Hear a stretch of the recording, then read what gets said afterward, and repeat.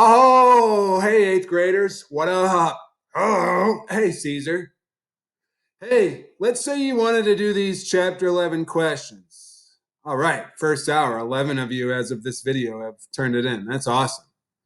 So, how would you go about reading like chapter 11? Just in case you're still not sure. So, if you go up here to classwork in 6 hours, it's the same for you. You scroll down, chapter 11, and you can read each section. In chapter 11, there's four of them. Let's say you wanted to read 11.3, which is what we're going to focus on today. You click on it, you click on this PDF, boom. It might take a minute or second to load, but it's there. You got to trust me. So that's how you would go about reading each section. And my thanks to those kids actually reading and furthering your education. You're doing it, my man and women and boys and girls. You're becoming smarter. And that's awesome. So let's talk about 11.3. Which again, the plantation system. That's what we're focused on. An ugly part of American history and this industrial revolution. We've met Eli Whitney before, handsome fella, and his invention, the cotton gin. It can pick out seeds from cotton much faster than any human can by hand. It speeds up cotton production, but we still need the raw materials from the fields. So at some point in the 1800s, there's 4 million slaves working in the South. So normally around this time, if it weren't for the coronavirus in school, we'd watch this video called Unchained Memories. It's a movie made by HBO. It's an awesome movie. And I've got it for you on our classroom website. You go to the U.S. History 8 page. It's an awesome page, by the way. You watch all these Industrial Revolution videos, but the bottom one's readings from the slave narratives. Now, my age to after the war, and the master got out a big book and it shows I'm 25-year-old. Shows I was 12 when I was born. now, don't know if you can hear any of that, but you know Samuel L. Jackson and other celebrities here, they read actual narratives from slave diaries. These are slaves that were actually interviewed, their diaries. This is a primary source of what slavery life was really like. So this movie, which is about an hour and 13 minutes long, it just has different African American celebrities reading from these interviews and excerpts from their diaries, a firsthand account of what slavery was like. And as you could probably guess, it was pretty brutal.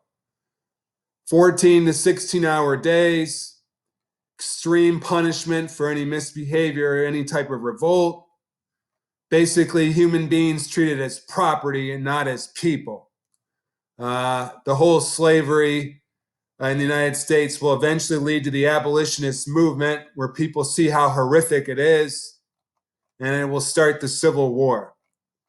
But during this time, in the Industrial Revolution, the Southern economy is dependent upon it to, again, get the raw materials out and into the factories in the North so everyone can make money. So what you will read about, my friends, in that 11.3 section is stuff like the slave codes, basically these large plantations where it was 5 to 10 white people and 40, 50, sometimes 100, 200 slaves working. They basically created these slave codes to control every aspect of a slave's life.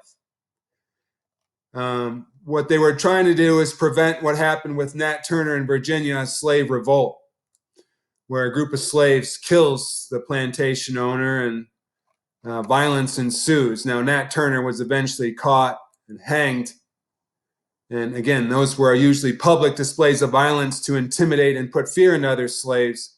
It was all part of the slave codes, the way of life these slaves had to live through during, again, the height of slavery in the United States. So what you need to do is watch that video, Unchained Memories. Again, you've got an hour to kill.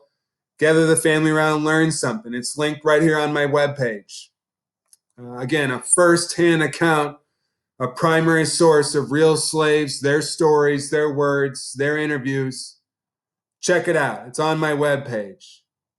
Hopefully this stuff helped you with your questions from chapter 11. Now, United States is trying to deal with this slavery issue by saying, look, you're either a slave state or a free state, and we're trying to keep a balance between the two. At the time, we're trying to admit Missouri.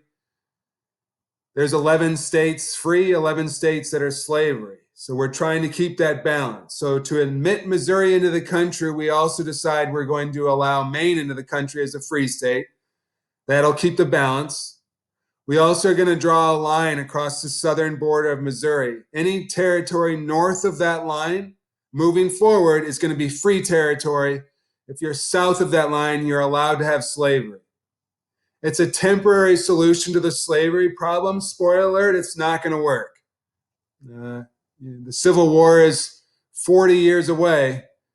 This was one of the first steps along to it. You can see they're going to try literally drawing a line and saying slavery, no, slavery, okay.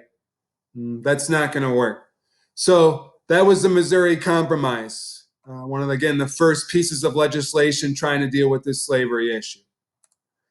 All right, my friends, again, my recommendation to you, go to our U.S. history page, go down to the bottom, watch the Slave Narratives video. It's pretty powerful.